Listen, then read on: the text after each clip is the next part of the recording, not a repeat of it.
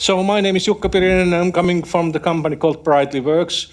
Brightly Works is a consulting company, so we don't build any products for ourselves. We are building products for our customers. So what we're actually doing with the OPC UA, we're actually building. We have several customers like machine builders who are developing their own edge devices. So we are building edge devices from the scratch using the OPC UA SDKs, and also building the whole edge infrastructure, and also how the edge devices are managed from the cloud. And then half of our people are working they have data engineers or data scientists, so they are working with the data in the cloud data platforms. And that's also where we come, because we have a capability to build end-to-end solutions from the devices, from the automation system to cloud, to analyze the data, and also build the user interfaces and the applications. For example, our customer service businesses or reporting systems in the cloud. We have about 100 people at the moment on 4 different locations in Finland, and we are starting also some business activities in Central Europe. What we do, I was explaining, a little bit explaining our approach is also that we are using a lot of service and business design also to help our customers to find out what they really need, and that's a big part of our operations to facilitate different kind of workshops and find out what they really need and what is the real problems they want to solve, and where they will be earning money with the solutions that we are building for them. Then we have this edge development, and also the analytics and AI and data management. I took a next slide, a little bit explaining our work process, what we are usually doing. So we have 2 different kind of approaches. The first one is a soft stream with the concept idea. We are making interviews with our customers, keeping workshops, finding out the use cases, and then on the second stream, we are actually at the same time designing the technical solution, what is needed for the end product. And of course, we are first analyzing what is the current state of the customer. Is there a gap analysis? What is missing from the target? What we are getting from the other stream? Because then we have in the first stream we have possibility to think that if there's no boundaries like money or time or resources, what would be the perfect solution? And then we can start designing towards that. And then, of course, the real life hits at some point, and we need to create the budgets and see what we have money for. But that's a usual way what our projects goes. But and also what we are doing with our customers, not only hard technology, software engineers and coding the solutions, we also take a broader aspect how actually the data is managed inside the company.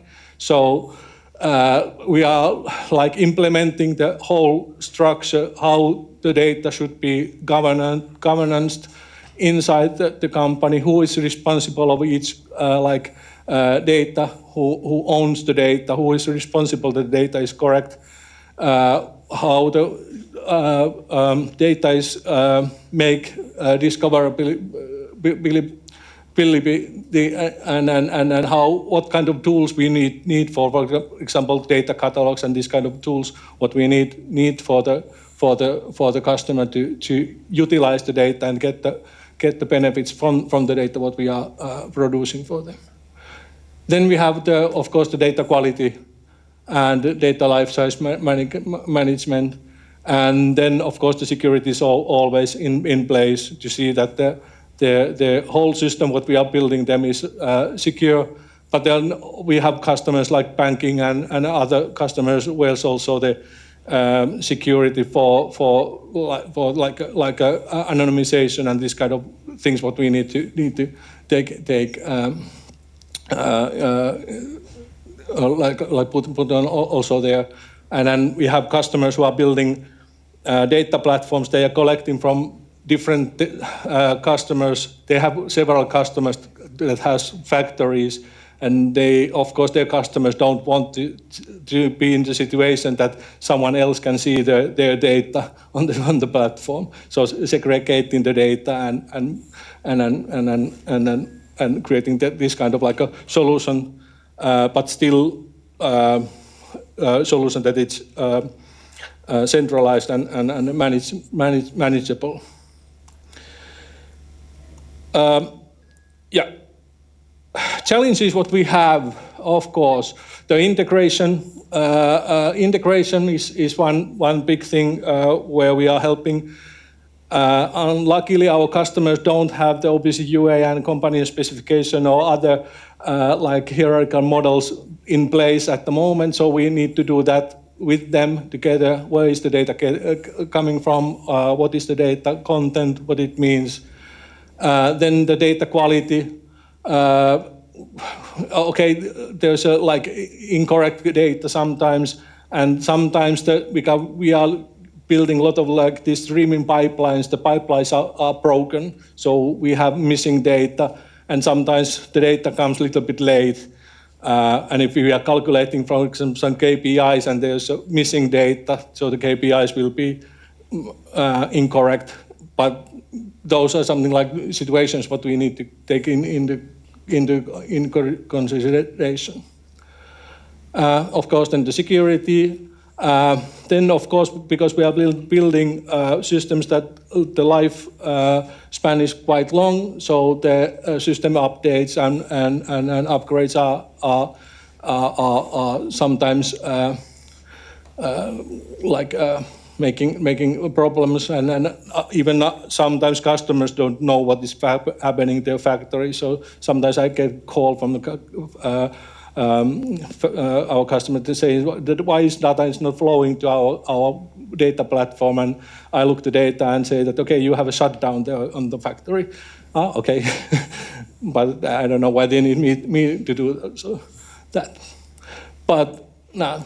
And then the last point, I'm working at the moment a lot with the pharmaceutical industry at the moment, so the GXP regulations and data integrity and all this kind of like regulations, compliances that needs to be taken into account. And of course, the guys who are working at the banking sector, there's a lot of regulations.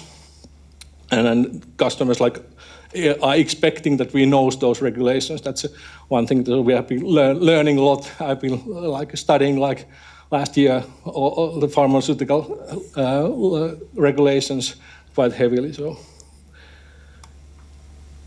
yeah, to the point then, the data modeling and contextualization, because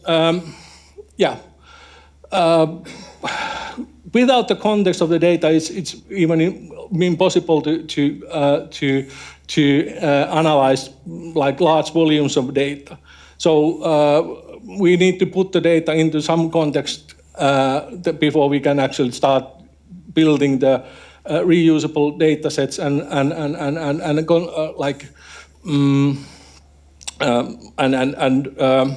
how to say it, scale up the system. It's easy to make, for example, for myself, I'm a fast man, I can take a edge and connect to the PLC and put the data to cloud and to Azure Data Explorer, and then I get the trends. It's about 1.5 days.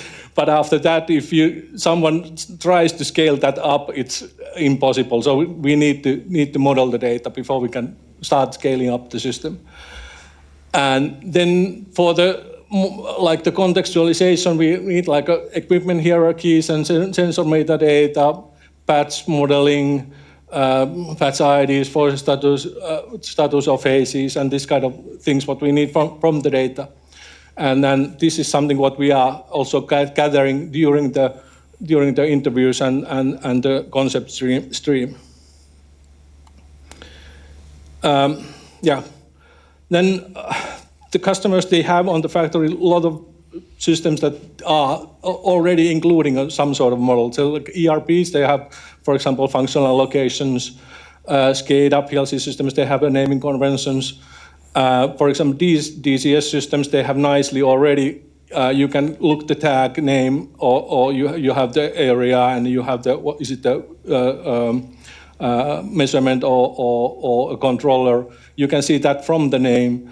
And some of the companies have been taking the naming conventions already, like that one. And of course, if there is a company specifications, we have only one customer having that one. So that's a little rare. Then we have the MES system as models. Process system history may have the models, but this is something what we are collecting from the customer and trying to do that, because the next phase will be the conceptual modeling.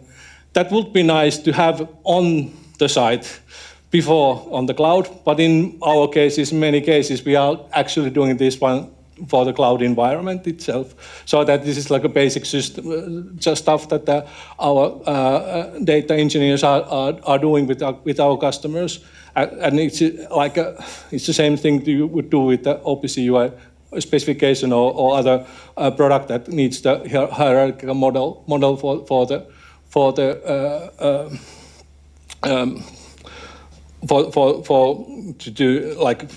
do the modeling part. And then from the conceptual modeling, actually, the next part is putting that into the database. And in many cases, we are actually creating the dimensional models of the system so that this is usable in, for example, in a Power BI, that I can filter the data. And I can then ask, like, what is the OE in all the factories or these kind of lines using the data model behind the system.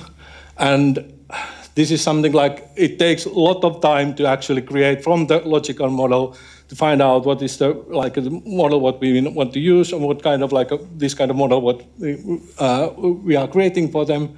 And then of course we are have the common models for the data, the hierarchical models or material models, person models. It comes from the ISO 95 usually. And then on top of that, we are building the use cases, the business models. So it might be cost management or operational efficiency or logistic problems. So the situation at the moment is like this. So we have the systems, we are collecting the data, we are collecting the metadata, getting the data, usually it's a JSON to cloud, and then turning that into time series, and then building that time series into the dimensional model, and then we can actually start doing trend and AI systems on top of that, and then the business models and BI reports. And this is the work what we are doing in many cases at the moment. But hopefully that will change during the time, and we are able to utilize the models that are already put on the place on the factory floor. So I think that will be shortened time for the actual we can utilize the models what are created on the factory floor on the cloud and do it. There's a short slide from one case what we are actually working with at the moment. So we are utilizing Delta Lake, which is open source way of handling data in the cloud environment. So it's a Spark based system. This is built on the AWS cloud. And we have different kinds of sources, and we've been building the whole pipeline from the factory floor to AI solutions there. And it will be interesting. This is my part there. I wanted to have some sort of like a digital twin implementation there also, so we can actually utilize that as a UI and an API for the whole system. But yeah, when the data comes to the raw bronze layer, it's the raw data, and then it will be turned into the model data in the silver layer, and then finally the final products and final data products are on the gold layer. Same thing. We are the preferred partner of the Databricks, so we are doing a lot of Databricks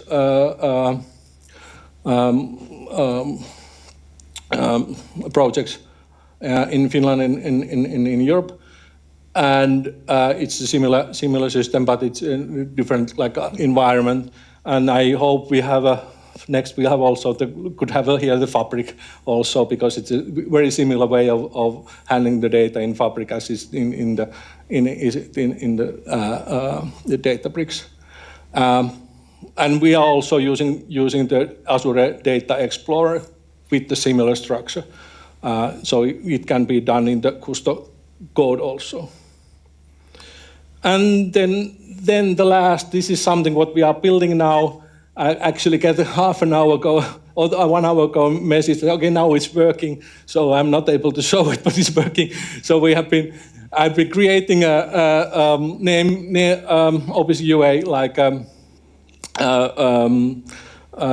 address space into our demo system, and they guys took it and created the Python code that generates a SQL code that generates the tables and the linkage inside the data platform. So this is something what we are like hopefully able to demonstrate in a couple of months. We have a little bit like a positive problem because our guys they are fully booked, so we are not able to do our own like a product development at all. Okay, that was my presentation. Any questions? I will be handing this myself.